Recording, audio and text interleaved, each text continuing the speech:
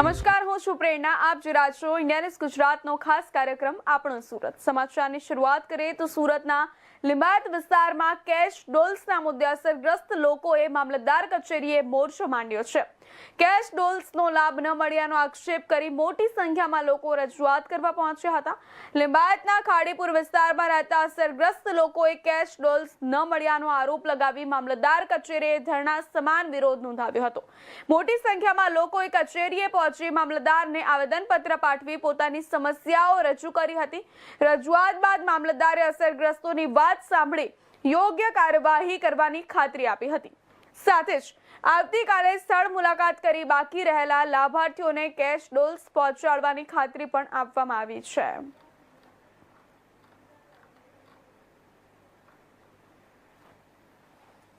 મારું નામ નૂરુભાઈ ચાઇનીઝ છે. પેલા જો સરકાર તરફથી 6,800 રૂપિયાની સહાય આપવા માટે કીધી સરકાર, એ સહાય લોકોને નથી મળી છે. મીઠી ખાડીના લિંબાયતની પાસે નૂરે ઇલાહી મસ્જિદની પાસે એક વિસ્તાર છે. વિસ્તારની આજુબાજુમાં જેટલા પણ વિસ્તારો છે એ જગ્યામાં પાણી ભરાયેલું હતું ને એ જગ્યાના લોકોને રાહત નથી આપવામાં આવ્યું છે 6,800 રૂપિયા. તો એ સહાય માટે અમે અહીંયા આવ્યા છે રજૂઆત લઈને, ને મામલતદાર શ્રી કીધું કે ચોક્કસ ને ચોક્કસ કાલે ત્યાં વિઝિટ કરીને જોઈને સહાય આપવા જેવા છે, એ લોકોને સહાય મળશે. ને બીજી વાત, સાહેબે જેટલી પણ વખત અમે લોકો રજૂઆત લઈને પહોંચેલા છે એ દરેક વખત દરેક સોસાયટીઓમાં દરેક વિસ્તારોમાં સહાય આપીને ગયા છે ને મામલતદાર શ્રીની કામગીરી બહુ સારી છે. જય હિન્દ, જય ભારત. સુરત શહેરમાં મોબાઈલના લતનો એક અત્યંત કરુણ અને આંખ ઉઘાડનારો કિસ્સો સામે આવ્યો છે. શહેરના વેડ રોડ વિસ્તારમાં આવેલી લક્ષ્મીનગર સોસાયટીમાં રહેતા અને ધોરણ 7માં અભ્યાસ કરતા 13 વર્ષીય વિદ્યાર્થીએ માત્ર માતા પિતાએ મોબાઈલ જોતા હોમવર્ક કરવાનું કહેતા જ ગળે ફાંસો ખાઈ આત્મહત્યા કરી લીધી છે. પરિવારના એકના એક લાડકવાયા દીકરાના અંતિમ પગલામાંથી સમગ્ર વિસ્તારમાં ભારે શોકની કાલીમાં છવાઈ ગઈ છે. પ્રાપ્ત વિગતો અનુસાર ગત સાંજે આશરે 6:30 વાગ્યાના સુમારે આ કરુણ ઘટના ઘટી હતી. વિદ્યાર્થી આખો દિવસ મોબાઈલમાં વ્યસ્ત રહેતો હોવાથી માતા પિતાએ તેને પ્રેમથી ફોન બાજુમાં મૂકીને શાળાનું હોમવર્ક કરવા માટે જણાવ્યું હતું. જોકે મોબાઈલ ગેમિંગની લતમાં ડૂબેલા માસૂમ બાળકને આ વાતનું ભારે માઠું લાગી આવ્યું હતું. આવેશમાં આવીને તેણે ઘરના રૂમમાં દુપટ્ટા વડે પંખા સાથે ફાંસો ખાઈ પોતાનું જીવન ટૂંકાવી લીધું હતું.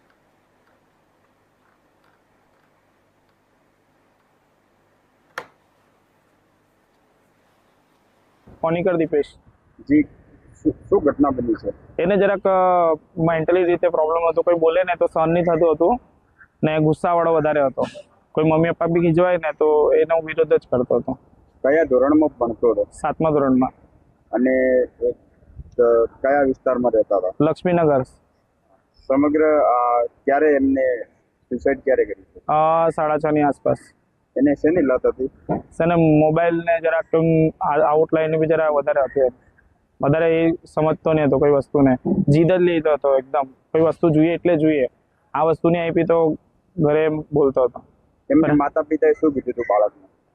બાળકને કંઈ કીધું નહીં હતું. એમ જ કીધું કે ભાઈ લેસન બેસન કરવા આપીશ, બીજું કંઈ નહીં હું કરવાના. એવા બાળકો માટે તમે શું કહેવા માંગો છો? સમાજમાં આવા બાળકોને એક જ વસ્તુ છે, માતા પિતાને એક જ મારી આજ્ઞા છે કે મોબાઈલ નહીં આપે. જેટલું મા બાપ બી મોબાઈલ ઓછું જોઈને જેટલું સમય બચે એટલું છોકરાઓને ટાઈમ આપે અને એની સાથે ટાઈમ સ્પેન્ડ કરે અને એની બધી મનની વાત શેર કરે, એટલે મારી એવી વિનંતી છે બસ. આ મોબાઈલના કારણે થયું છે એવું તમને જણાય છે? હા, મને એવું લાગે છે. કેમ કે મોબાઈલના લીધે છોકરાઓ છે ને મગજ ગરમ થઈ જાય છે. જેમ કે આપણે 10-15 મિનિટ જોઈએ તો આપણો હાથ ગરમ થઈ જાય, મગજ ગરમ થઈ જાય. એટલે છોકરાઓને જેટલું બને એટલું મોબાઈલ દૂર રાખે, બરાબર. ને આવી બીજી વખત ઘટના ન થવી જોઈએ. એના માટે મને વાલી લોકોને બધાને એવી નમ્ર વિનંતી છે કે આ બધું ન થાય.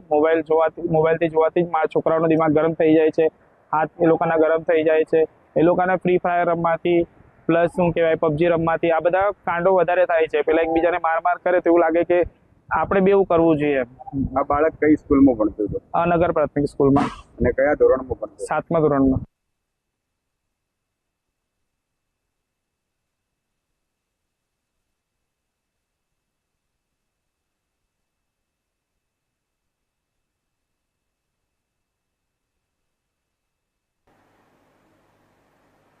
સુરત શહેરના વેસુ વિસ્તારમાં આવેલા વીઆઈપી રોડ પર ભારે વરસાદ બાદ ભૂવો પડવાની ઘટના સામે આવી છે.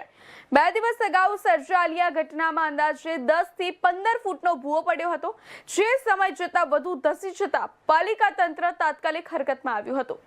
અતિ ભારે વરસાદના કારણે રોડનો ભાગ ધસી પડ્યો હોવાનું પ્રાથમિક રીતે સામે આવ્યું છે. ઘટનાની જાણ થતાં જ મહાનગરપાલિકાના અધિકારીઓ સ્થળ પર પહોંચી સમારકામની કામગીરી શરૂ કરી હતી. જેસીબી મશીન સહિતના સાધનોની મદદથી ભૂવો પૂરવાની અને માર્ગને સુરક્ષિત બનાવવાની કામગીરી હાથ ધરવામાં આવી રહી છે. સદનસીબે આ ઘટનામાં કોઈ જાનહાનિ કે ઈજા થઈ નથી.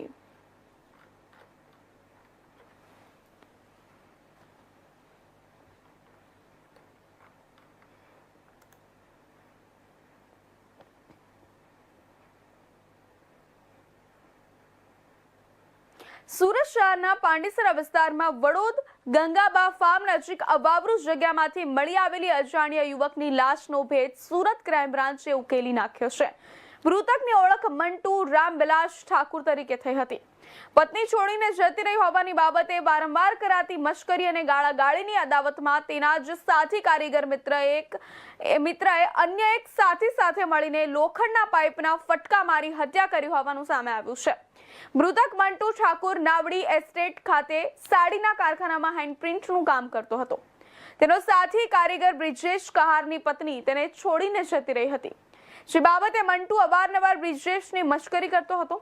બપોરની શિફ્ટ બાદ સાથે જમવા બેઠા ત્યારે પણ મંટુએ બ્રિજેશની પત્ની અંગે અભદ્ર ટિપ્પણીઓ કરી ગાળાગાળી કરી હતી. વચ્ચે પડેલા મિત્ર વિજય શ્રીવાસને પણ ગાળો આપતા બંને આરોપીઓ ઉશ્કેરાયા હતા અને સબક શીખવવાના ઈરાદે બંને મંટુને બાઇક પર બેસાડીને વડોદ ગંગાબા ફાર્મ પાસે જાડી ઝાંખરાવાળી ખુલ્લી જગ્યામાં લઈ ગયા હતા. ત્યાં પણ મંટુએ ગાળાગાળી ચાલુ રાખતા ઢીકાપાટુનો માર માર્યો હતો અને બાદમાં લોખંડના પાઇપ વડે માથા, મોઢા અને છાતીના ભાગે ઘાતક પ્રહાર કરી હત્યા કરી નાખી હતી. ઘટનાના અંગે પાંડેસરા પોલીસ મથકે ગુનો નોંધાયા બાદ ડીસીપી ભાવેશ રોઝિયાના માર્ગદર્શન હેઠળ ક્રાઇમ બ્રાન્ચે તપાસ હાથ ધરી હતી. ત્યારે ચોક્કસ બાતમીના આધારે નાવડીવાલા એસ્ટેટના નાકેથી એક આરોપી જે વિજય બહાદુર રામખીલાવાન શ્રીવાસ અને બીજો બ્રિજેશ સંતોષભાઈ કહારને ઝડપી પાડવામાં આવ્યા હતા.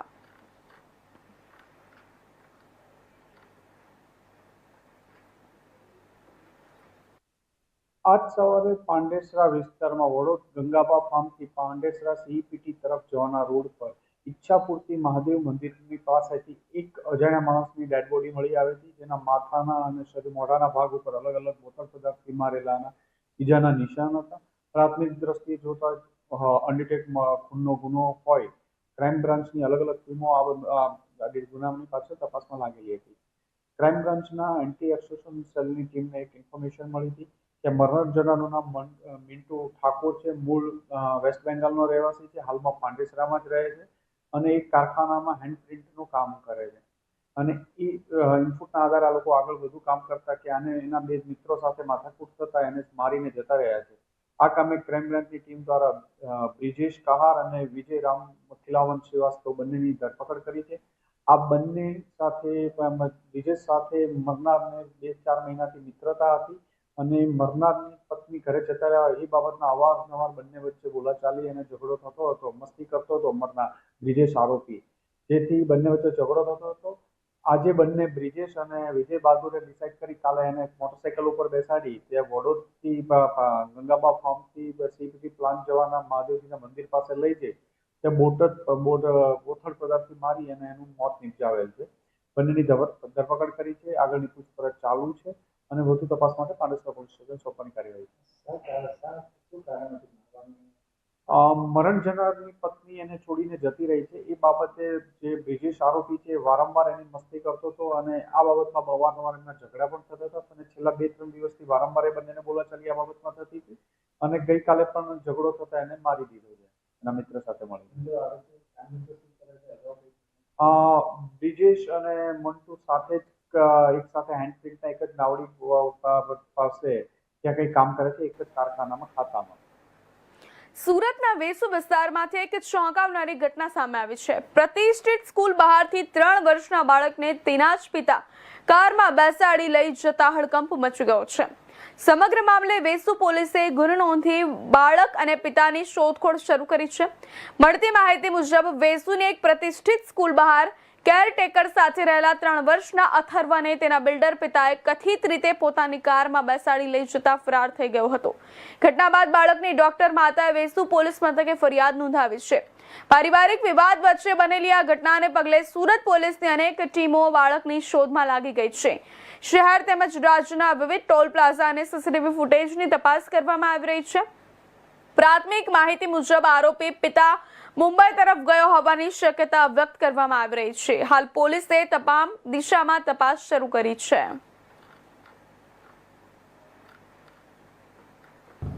મારું નામ ડૉક્ટર નંદિતા પટેલ છે અને હું એઝ અ ડર્મેટોલોજીસ્ટ કામ કરું છું. શું થયું છે તમારું? 2021માં મારા મેરેજ થયા હતા ઈશાન પટેલ સાથે અને ડ્યુ ટુ સમ રીઝન્સ અમારા પર્સનલ અન્ડરસ્ટેન્ડિંગ ને બધું નહીં હતું ને અમારા વચ્ચે ઝઘડાઓ સોલ્વ થતા એવી સિચ્યુએશનમાં નહીં હતા. તો એવી સિચ્યુએશનમાં 2024માં હું મારા ઘરે પાછી આવી ગઈ હતી મારા છોકરાને લઈને. હવે ત્યારથી બધું બરાબર ચાલતું હતું. અમે બરાબર રીતે છોકરું થોડા દિવસે રાખતો તો હું રાખતી હતી, બધું ભેગું હતું બરાબર રીતે. પછી 6 મહિના પછી મારે સ્કૂલમાં મારા સનને અથર્વને એડમિશન અપાવવા માટે ઈશાન સાથે વાત કરવાની હતી. તો મેં મારા અને મારા સનના ઓરિજિનલ ડોક્યુમેન્ટ્સ માંગ્યા. તો એ ડોક્યુમેન્ટ્સ આપવા માટે ના પાડી દીધી. ત્યારથી થોડો અમારો ઝઘડો વધી ગયો અને એના પછી મેં ડિવોર્સ માટે કોર્ટમાં બધા મારા ડોક્યુમેન્ટ સબમિટ કર્યા. હવે 2025 અને 2026 અત્યારે થયું, બધું અમારું ડિવોર્સ પ્રોસિડિંગ ચાલતું હતું. એના મિડલમાં અમને 6 દિવસ પહેલાં જીડી ગોયંકા સ્કૂલની સામેથી ઈશાન મારા જે હસબન્ડ છે એ મારા સનને અમારી કેરટેકરના હાથમાંથી જૂટવીને એને ધક્કો મારીને એના હાથ મરડીને હાથમાંથી છોકરું લઈ લીધું. મારી મમ્મીને ગમે એમ બોલીને છોકરું લઈને ભાગી ગયા. એટલે અમે તરત એમના ઘરે ગયા. તો એમના ઘરે એમના પેરેન્ટ્સ પણ નહીં હતા, દુષ્યંતભાઈ અને રોહિણીબેન. એ બંને નહીં હતા. અમે લોકો એ લોકોના ફોન ટ્રાય કર્યા, બધું સ્વિચ ઓફ છે. એ લોકો બધા એ લોકોના ફોન સુરતમાં જ મૂકીને ગયા છે. 6 દિવસ થઈ ગયા અને અમને ખબર નથી કે એ લોકો 3 ક્યાં ગયા છે અને મારો છોકરો ક્યાં છે કે કેવી સિચ્યુએશનમાં છે અમને કંઈ આઈડિયા નથી. એટલે અમને પોલીસ તરફથી તો ઘણી એવી હેલ્પ મળી છે. પોલીસે આમાં 100% હજુ અમારી હેલ્પ કરી રહી છે. પણ હવે મને એવું જોઈએ છે કે જનરલ પબ્લિક મને મારા છોકરા સુધી પહોંચાડી દે, બિકોઝ અમારી પાસે બીજો અત્યારે કોઈ ઝરિયો દેખાતો નથી. સુરતના પાંડેસરા વિસ્તારમાં મુખ્યમંત્રી માતૃશક્તિ યોજના હેઠળ સગર્ભા અને ધાત્રી માતાઓને વિતરણ માટે મોકલાયેલા કઠોળના જથ્થામાં ગંભીર બેદરકારી સામે આવી છે.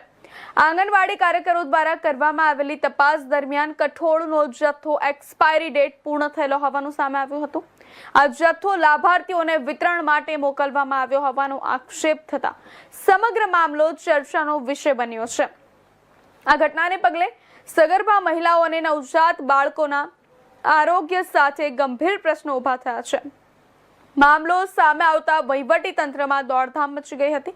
સ્થાનિક લોકોએ સમગ્ર ઘટનાની નિષ્પક્ષ તપાસ કરીને જવાબદાર અધિકારીઓ સામે કડક કાર્યવાહી કરવાની માંગ કરી છે. જોકે સમગ્ર મામલે સત્તાવાર તપાસ બાદ જ હકીકત સ્પષ્ટ થશે. જણાવી દઈએ, પાંડેસરામાં મુખ્યમંત્રી માતૃશક્તિ યોજનામાં ગંભીર બેદરકારી હોવાનો એક મામલો સામે આવ્યો છે. એ મામલો પ્રકાશમાં આવતા ચકચાર મચી ગઈ છે. જણાવી દઈએ, મુખ્યમંત્રી માતૃશક્તિ યોજના હેઠળ સગર્ભા અને ધાત્રી માતાઓને વિતરણ માટે મોકલાયેલા કઠોળના જથ્થામાં ગંભીર બેદરકારી હોવાનું સામે આવી રહ્યું છે. આંગણવાડી કાર્યકરો દ્વારા કરવામાં આવેલી તપાસ દરમિયાન કઠોળનો જથ્થો એક્સપાયરી ડેટ પૂર્ણ થયેલો હોવાનું સામે આવ્યું હતું. આ જથ્થો લાભાર્થીઓને વિતરણ માટે મોકલવામાં આવ્યો હોવાનો આક્ષેપ થતા સમગ્ર મામલો ચર્ચાનો વિષય બન્યો છે. આ ઘટનાને પગલે સગર્ભા મહિલાઓ અને નવજાત બાળકોના આરોગ્ય સામે ગંભીર પ્રશ્નો ઊભા થયા છે. મામલો સામે આવતા વહીવટી તંત્રમાં દોડધામ મચી ગઈ હતી. સ્થાનિક લોકોએ સમગ્ર ઘટનાની નિષ્પક્ષ તપાસ કરીને જવાબદાર અધિકારીઓ સામે કડક કાર્યવાહી કરવાની માંગ કરી છે. જોકે સમગ્ર મામલે સત્તાવાર તપાસ બાદ જ હકીકત સ્પષ્ટ થશે.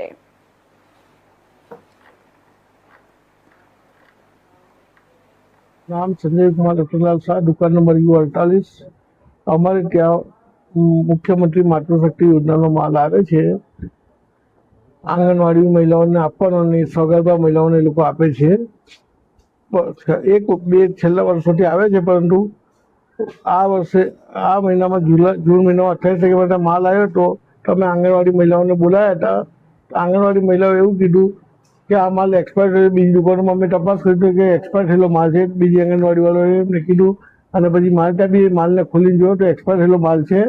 એટલે અમે રજૂઆત કરી છે. ગોડાઉન મેનેજરને અમે રજૂઆત કરી અને જનરલને બી રજૂઆત કરી કે તમે એમની પાસે લખાવીને લઈ લો, અમે માલ ઉઠાવી લઈશું. તો હજુ સુધી મને કોઈ માલ ઉઠાવ્યો નથી. અને હવે આ મહિના પાછું તેલ આવ્યું છે. હવે તેલનું વિતરણ કરશો એટલે અંગૂઠા મારશું, એટલે આ દાળ ચણાના બી અંગૂઠા લાગશે. તો દાળ ચણા મારે પછી એ લોકો ના લઈ જાય તો અમારે ક્યાં સુધી રાખી મૂકવાના? એ બદલવા તૈયાર થતા અમે શું કરી શકીએ? તમારી અંદર કેટલી આંગણવાડી? મારા અંદર 24 આંગણવાડી દુકાનમાં 24 આંગણવાડીનો માલ આવે છે. 2311 કિલો ચણા છે, 1980 કિલો દાળ છે. કયા કયા અધિકારીને તમે કમ્પ્લેન જાણ? ગોડાઉન મેનેજરને અને અહીંયા ઝોનલ ઓફિસર શ્રી જીતુભાઈ કાવરને. અને એ લોકોએ તમને રિસ્પોન્સ શું આપ્યો છે? અમને કોઈ તમારું એમની પાસે લખાવીને તમે લઈ લો કે નહીં લેતા. ઝોનલનું કેવું હતું તો મેં એમની પાસે લખાવી લીધું. અને મેં ગોડાઉન મેનેજરની વાત કરી તો ગોડાઉન મેનેજર તો હું વાત કરી લઉં છું એમના અધિકારી આંગણવાડીના. હવે એમને શું વાત થઈ પછી મને કીધું કે મેં પાછો ફોન કર્યો 2 વાર. તો એમને કીધું અમને વાત થઈ ગઈ છે, તમારે માલ ઉઠાવી લેશે. પરંતુ અમે આંગણવાડી પાછો ફોન કર્યો બીજી વાર તો એ લોકોને એવું જ કહ્યું છે ને આ માલ ના ઉઠાવીશું. હવે એની અમારે તો જગ્યાની બી કમી પડી છે, પણ મૂકીએ ક્યાં માલને? પછી બહાર તો મુકાય ને દુકાનની પર કે પાણી વરસાદનો ટાઈમ છે કોનો કે અમારે બીજા બી મારા કંટ્રોલનો માલ આવે છે પાછું એને. સુરતમાં આવેલા ખાડીપુરની અસર હવે વિદ્યાર્થીઓના શિક્ષણ પર જોવા મળી રહી છે.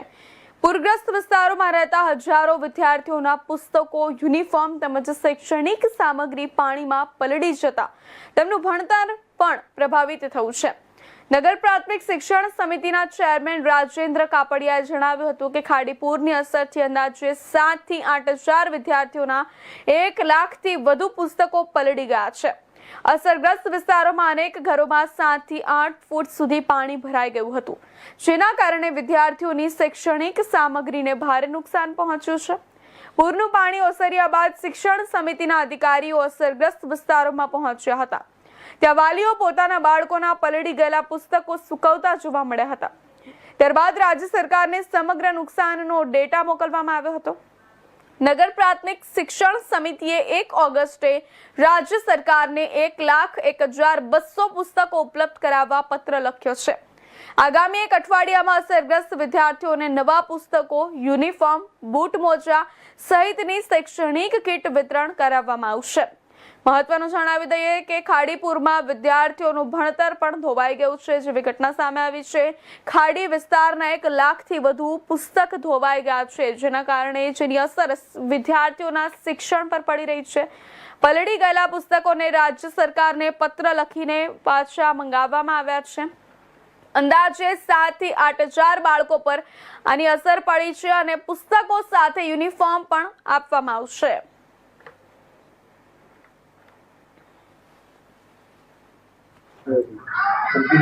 ખાડીપુર અને વરસાદના કારણે નગર પ્રાથમિક શિક્ષણ સમિતિની 8 થી 10 શાળાની અંદર પાણી ભરાયા હતા. આજુબાજુના વિસ્તારમાં પાણી ભરાયા હતા અને આને કારણે શાળાને ખૂબ જ નુકસાન થયું હતું. રાજ્ય સરકાર દ્વારા વિગતો માંગવામાં આવી હતી અને નગર પ્રાથમિક શિક્ષણ સમિતિએ એક સાથના રોજ લેટર લખીને જે પાઠ્યપુસ્તકો પલળી ગયા છે એની ડિમાન્ડ કરી હતી. આશરે 1,12,1200 જેટલા પુસ્તકોની રાજ્ય સરકાર પાસે માંગણી કરવામાં આવી હતી. ધોરણ 12 વાટિકાથી ધોરણ 8 સુધીના પુસ્તકોને નુકસાન થયું છે અને રાજ્ય સરકાર દ્વારા એવી ખાતરી આપવામાં આવી છે કે લગભગ ટૂંક જ સમયમાં આ પુસ્તકો નગર પ્રાથમિક શિક્ષણ સમિતિને પહોંચતા કરવામાં આવશે. સર, જે રીતે ખાડીપુરમાં જે પ્રભાવિત થયા હતા વિસ્તારો, જે બાળકોને ભણતર અટકી ગયો હતો, કઈ રીતના એ લોકોને ફરીથી વળતર આપવામાં આવ્યું છે?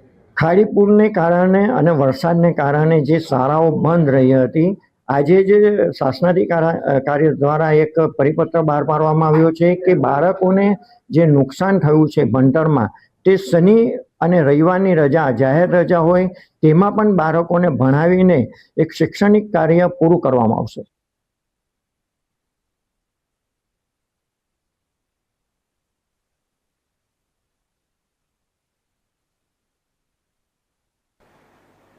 સુરત જિલ્લાના અંબિકા તાલુકાના વલવાડા ગામની સીમમાં ખુલ્લેઆમ વરલી મટકાનો જુગાર ચાલી રહ્યો હોવાના આક્ષેપો સામે આવ્યા છે. સ્થાનિકોના જણાવ્યા મુજબ મુંબઈથી સંચાલિત વરલી મટકાનો જુગાર હિતેશ ઉર્ફે લાલુ નામના શખ્સ દ્વારા ચલાવવામાં આવી રહ્યો છે. ગેરકાયદેસર પ્રવૃત્તિ લાંબા સમયથી ચાલતી હોવા છતાં પોલીસ દ્વારા અસરકારક કાર્યવાહી ન થતા અનેક સવાલો ઉભા થયા છે. સ્થાનિકો પાસેથી મળતી માહિતી અનુસાર વલવાડા ગામની સીમમાં નિયમિત રીતે વરલી મટકાનો જુગાર રમાડવામાં આવી રહ્યો છે. આ ગેરકાયદેસર જુગારને કારણે અનેક પરિવારો આર્થિક મુશ્કેલીમાં મુકાયા હોવાનો દાવો કરવામાં આવી રહ્યો છે. સ્થાનિકોનું કહેવું છે કે લાંબા સમયથી આ પ્રવૃત્તિ ચાલી રહી હોવા છતાં પોલીસ દ્વારા કોઈ અસરકારક કાર્યવાહી કરવામાં આવી નથી, જેના કારણે પોલીસની કામગીરી સામે પણ સવાલ ઉભા થયા છે. કેટલાક સ્થાનિકોએ પોલીસની મિલીભગત હોવાના પણ ગંભીર આક્ષેપો કર્યા છે. જો કે આ આક્ષેપોની સત્તાવાર પુષ્ટિ થઈ નથી. હવે સ્થાનિકોની માંગ છે કે સમગ્ર મામલે નિષ્પક્ષ તપાસ કરાવવામાં આવે અને જો કોઈ વ્યક્તિ ગેરકાયદેસર જુગાર ચલાવવામાં સંડોવાયેલી હોય તો તેની સામે તેમજ ફરજમાં બેદરકારી દાખવનાર જવાબદારો સામે કડક કાયદેસરની કાર્યવાહી કરાવવામાં આવે.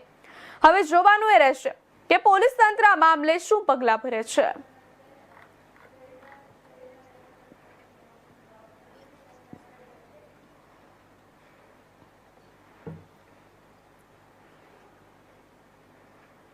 સુરત જિલ્લાના માંગરોળ તાલુકાના આંકડોદ ગામ નજીક કીમ નદીમાં આવેલા પૂરના ધસમસતા પ્રવાહને કારણે જમણા કાંઠાની કેનાલનો એક ભાગ ધોવાઈ જવાની ઘટના સામે આવી છે.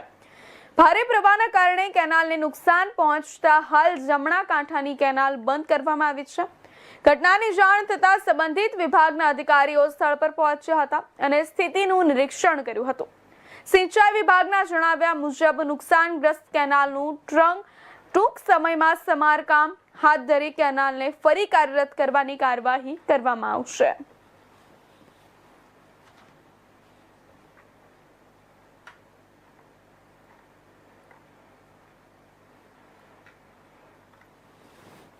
મહત્વના સમાચાર જણાવી દઈએ. કીમ નદીના પૂરથી કેનાલ ધોવાઈ ગઈ છે. આંકડોદ ગામ નજીક આ ઘટના બનવા પામી છે. જમણા કાંઠાની કેનાલ હાલ બંધ છે. પૂરના ધસમસતા પ્રવાહથી નુકસાન થયું છે અને સિંચાઈ વિભાગ સમારકામ કરશે, ત્યારે ટૂંક સમયમાં સમારકામ હાથ ધરી કેનાલને ફરી કાર્યરત કરવાની કાર્યવાહી કરવામાં આવશે. સિંચાઈ વિભાગના જણાવ્યા મુજબ નુકસાનગ્રસ્ત કેનાલનું ટૂંક સમયમાં સમારકામ હાથ ધરવામાં આવશે. ત્યારે જણાવી દઈએ, ઘટનાની જાણ થતાં સંબંધિત વિભાગના અધિકારીઓ સ્થળ પર પહોંચ્યા હતા અને નિરીક્ષણ કર્યું હતું.